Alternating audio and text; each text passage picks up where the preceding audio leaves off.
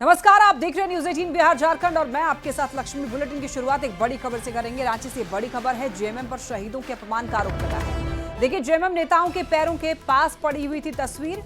अंबेडकर, बिरसा मुंडा की तस्वीर रखी गई थी पैरों के पास। सिद्धू कान्हू और दूसरे विभूतियों की तस्वीर।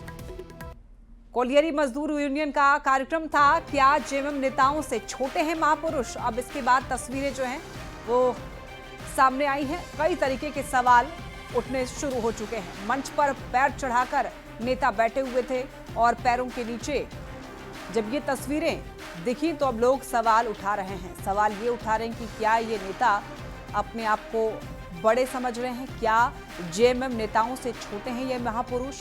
क्योंकि महापुरुष की ये तस्वीरें पैरों के पास रखने के बाद अब लोग सवाल उठाने शुरू कर दिए हैं।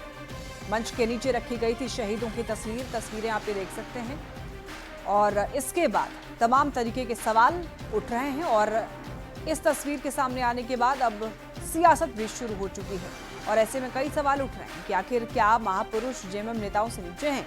अपमान पर क्या माफी मांगेंगे जेएमएम के नेता? अब आप भी देख सकते हैं इन तस्वीरों को। यहां पर एक कार्यक्रम के दौरान तस्वीर को पैर के पास रखा गया था। तो अब देखिए, सवाल ये उठ रहे हैं कि मंच के नीचे महापुरुषों की तस्वीर आखिर क्यों रखी गई थी? अपमान का हक नेताओं को किसने दिया है? महापुरुषों का। क्या महापुरुष जेएमएम नेताओं से नीचे हैं? और सवाल ये भी कि क्या अपमान पर माफी मांगेंगे जेएमएम के नेता? ये तमाम सवाल इन तस्वीरों को देखकर उठने शुरू हो चुके हैं।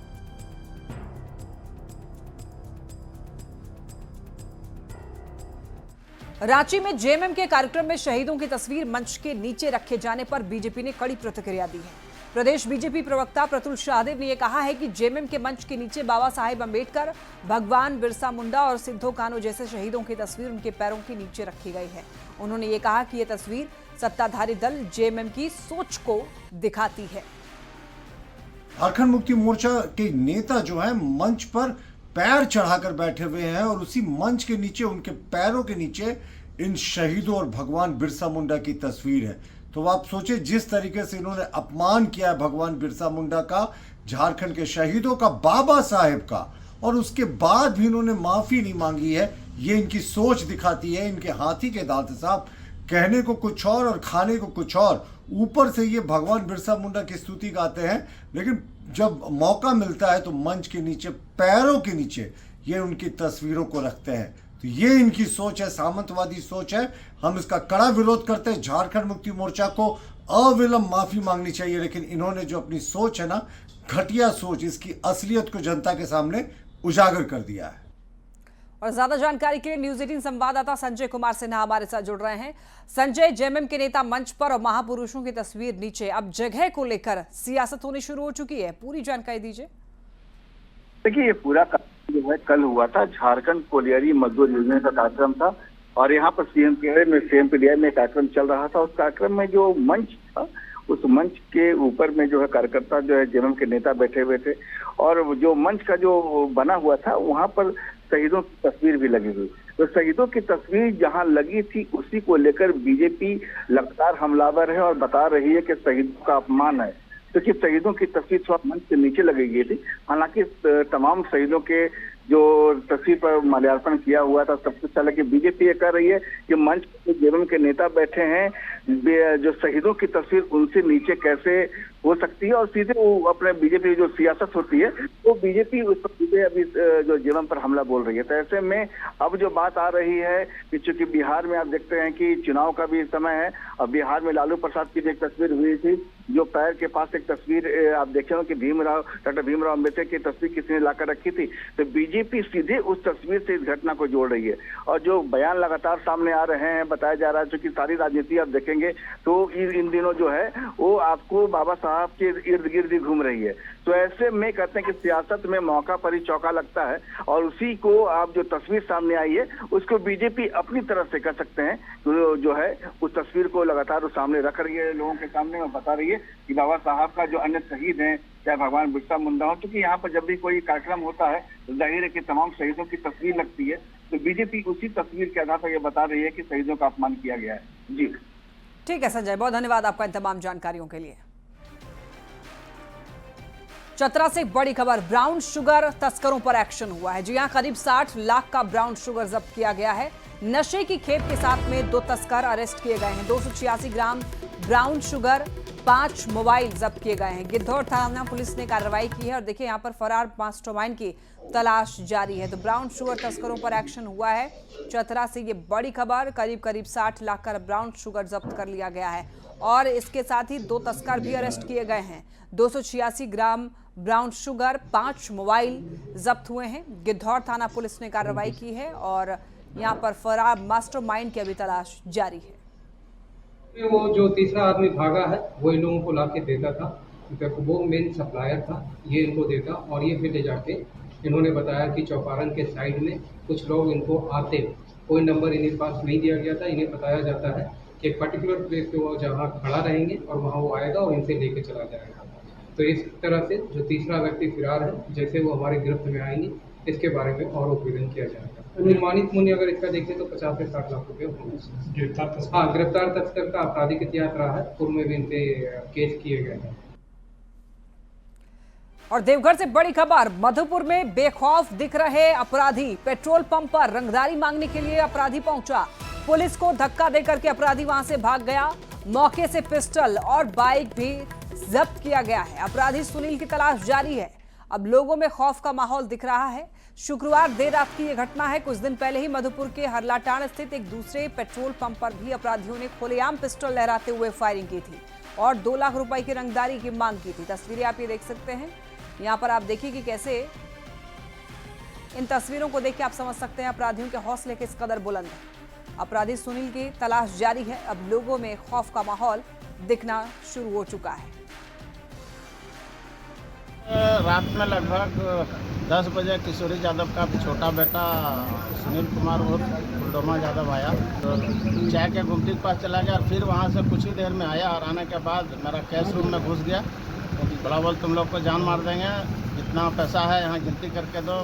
मैं किसी तरह से सूचना मिला तो हम पुलिस प्रशासन को खबर किए, अनुमंडल पुलिस पदाधिकारी को खबर किए। पुलिस दल बल से वहाँ पहुँची, तब तक वो पिस्टल फेंक के वहाँ से अपना जान बचा के भाग गया है। हम उसकी शिकायत मधुपुर थाने में लिखित दिए हैं। सिमडेगा से बड़ी खबर, सदर अस्पताल में बड़ी लापरवाही देखने को मिली है। बच्ची को गलत ग्रुप का ब्लड चढ़ा दिया गया है। देखिए, पीकू वार्ड में लापरवाही सामने आई है। A+ की जगह B+ का खून चढ़ा दिया गया एक बच्ची में। पीकू वार्ड की नर्स पर आरोप लगा है। अभी डॉक्टर की निगरानी में है फिलहाल बच्ची। तो देखिए, बहुत बड़ी लापरवाही। सदर अस्पताल का ये मामला है सिमडेगा में, जहां पर एक बच्ची को गलत ग्रुप का ब्लड चढ़ा दिया गया है। चढ़ना था A+ और उसकी जगह B+ खून चढ़ा दिया गया है। इसको लेकर अब परिजनों ने हंगामा भी किया है। हालांकि बताया जा रहा है कि अभी डॉक्टर की निगरानी में है बच्ची। मैंने सिकल सेल है, इसको ब्लड चढ़ता है तो A+ है इसका, तो B+ कर डाल दिया है। अभी कैसा है इसका तबीयत? उल्टी पुल्टी कर रही है। मतलब आप नहीं बताए थे? बताए थे, पेपर भी जमा है। हाँ, पेपर भी दिया हुआ है उसी में। तो क्या बोला ये लोग? अभी कुछ नहीं बोल रहे वो लोग। ये लोग तो बोल रहे हैं कि पहले जो थे वही लोग चढ़ाए हैं, हम लोग का गलती नहीं है, वो लोग का गलती है कह रहे हैं। अच्छा, इनमें हम लोग का थोड़ी गलती है। हम लोग तो बताए थे पॉजिटिव करके, पेपर भी जमा किए हैं। और ये बड़ी खबर धनबाद से, जहां पर रामकनाली कुमार बस्ती के लोगों पर CISF ने लाठीचार्ज किया है। देखिए, जिसमें 6 महिला और पुरुष घायल बताए जा रहे हैं। CISF के 2 जवान की भी घायल होने की खबर है। पुनर्वास की मांग को लेकर कुमार बस्ती के लोग प्रदर्शन कर रहे थे और इस दौरान प्रदर्शन कर रहे लोग आउटसोर्सिंग कंपनी को बंद कराने लगे। इसके बाद CISF ने लोगों को दौड़ा कर पीटा। विरोध में लोगों ने पत्थरबाजी की। ये मामला बढ़ता देख कतरास, राजगंज, तेतुलमारी पुलिस मौके पर पहुंची। तस्वीरें आप ये देख सकते हैं। CISF के 2 जवान घायल हुए हैं। पुनर्वास की मांग को लेकर के दरअसल यहाँ पर प्रदर्शन कर रहे थे लोग सदर अस्पताल में। आपको बताते चलें, ये जो मामला है वो बढ़ता हुआ देख करके कतरास और राजगंज तेतुलमारी पुलिस जो है वो मौके पर पहुंची है। लाठीचार्ज में 6 लोगों के घायल होने की खबर मिल रही है। और जो है कि अचानक वो लोग मतलब रोक राक लाठी से ठेल ठाल करके मारपीट करना शुरू कर दिया। जब हम लोग देखे महिला को मारना शुरू कर दिया तो हम लोग नीचे उतरे जेल। तो जब जेल उतरे तो जेल से भी मारना ये लोग शुरू कर दिया। न पुनर्वास का कोई वार्तालाप किया, न कोई फैसला किया, न पुलों को पुनर्वास करने की कोई व्यवस्था किया। यहाँ पर मशीन लगा दिया, जिसमें ग्रामीण ने जब रोकने गया तो प्रशासन की ओर से लाठीचार्ज भी हुआ, झड़प भी हुआ। बाद में फिर हम लोग सारे लोग आए कि अभी वार्तालाप चल रहा है, अभी तक कोई ये नहीं है। किंतु BCCL मैनेजमेंट आउटसोर्सिंग कंपनी का जो रवैया है, BCCL मैनेजमेंट प्रशासन को इन्वॉल्व करके गांव के लोग को भगाना चाह रहा है, ये हम लोग निंदा करते हैं।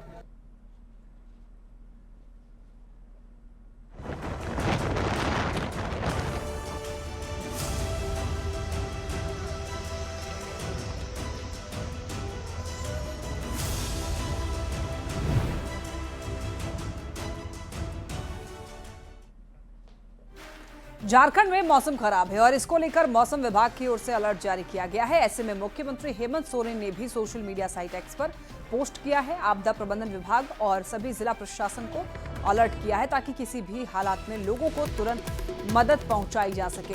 तो इन दोनों देखिए मानसून काफी ज्यादा सक्रिय है झारखंड में और ऐसे में सभी लोगों को सतर्क रहने की जरूरत है। मौसम विभाग की तरफ से भी अलर्ट जारी कर दिया गया है और मुख्यमंत्री हेमंत सोरेन ने भी सोशल मीडिया एक्स पर पोस्ट करके आपदा प्रबंधन विभाग और सभी जिला प्रशासन को अलर्ट किया है ताकि किसी भी हालात में लोगों को तुरंत मदद पहुंचाई जा सके।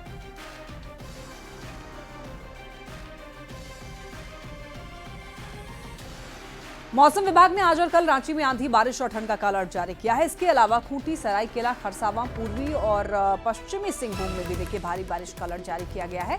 आज गढ़वा, पलामू, चतरा, कोडरमा, हजारीबाग, लोहरदगा, लातेहार, रामगढ़, धनबाद, बोकारो, गुमला और सिमडेगा जिले में भी बारिश हो सकती है। संथाल परगना को छोड़कर पूरे झारखंड में बारिश हो सकती है और इस साल मानसून सीजन में अब तक 306 मिलीमीटर बारिश हुई है। तो देखिए मौसम का अलर्ट जारी किया गया है। झारखंड में इन दिनों मौसम खराब है, कह सकते हैं कि मानसून सक्रिय है और इसकी वजह से भारी बारिश, आंधी तूफान की वजह से लोगों को परेशानियों का सामना करना पड़ सकता है। खबर जमशेदपुर से, जहां पर कोवली के लवकुश आवासीय विद्यालय के 162 बच्चों का सकुशल रेस्क्यू किया गया है। बीती रात से इलाके में झमाझम बारिश हो रही है और बारिश के कारण स्कूल में पानी भर चुका है। बच्चे छत पर शरण लिए हुए थे। सूचना मिलने के बाद पुलिस ने नाव, रस्सी और बचाव उपकरणों की सहायता से सभी बच्चों को सकुशल निकाला। स्कूल के सभी बच्चे पूरी तरीके से स्वस्थ हैं। भारी बारिश के कारण स्वर्णरेखा और खरकई नदी जो है वो उफान पर है।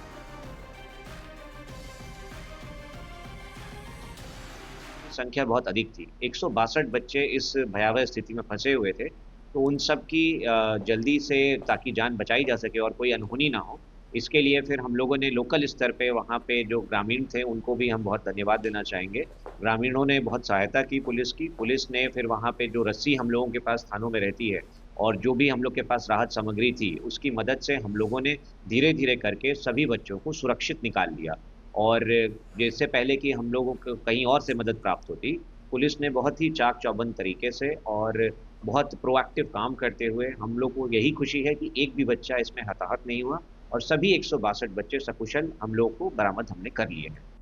जमशेदपुर शहर में लगातार रात से मूसलाधार बारिश हो रही है और मौसम विभाग की माने तो अभी लगातार 1 जुलाई तक इसी तरह मानसून जो है वो बरसता रहेगा। हालांकि बारिश होने से जहां एक तरफ दोनों नदियां, स्वर्णरेखा और खरकई नदी जो है उसका जलस्तर बढ़ने लगा है और निचले इलाकों में जो है बारिश का पानी भी अब बढ़ रहा है, तो वहीं दूसरी तरफ जमशेदपुर के कोआली थाना क्षेत्र में एक बड़ी घटना हुई जिसे पुलिस ने अपने जान पर खेलकर 162 बच्चों को बचाया। बता दूं कि लवकुश आवासीय विद्यालय में अचानक से देर रात मूसलाधार बारिश हो रही थी और इसी दौरान बारिश का पानी जो है वो पूरी तरह से स्कूल को घेर लिया। हालांकि शिक्षकों ने बच्चों को छत पर चढ़ा दिया था, मगर जब सुबह हुई तो पानी काफी बढ़ गया था, जिसके बाद जिला प्रशासन के कड़ी मशक्कत के बाद 162 बच्चों को रिकवर कर लिया गया है, रेस्क्यू किया गया। घंटों की कड़ी मशक्कत के बाद जो है वो बच्चों को रेस्क्यू किया गया। वहीं दूसरी तरफ आप देख सकते हैं कि नदी का जलस्तर भी वही लगातार बढ़ रहा है और जिस तरह बारिश हो रही है तो कहीं ना कहीं एक बार फिर बाढ़ का खतरा जो है वो जमशेदपुर शहर में मंडराना शुरू हो चुका है,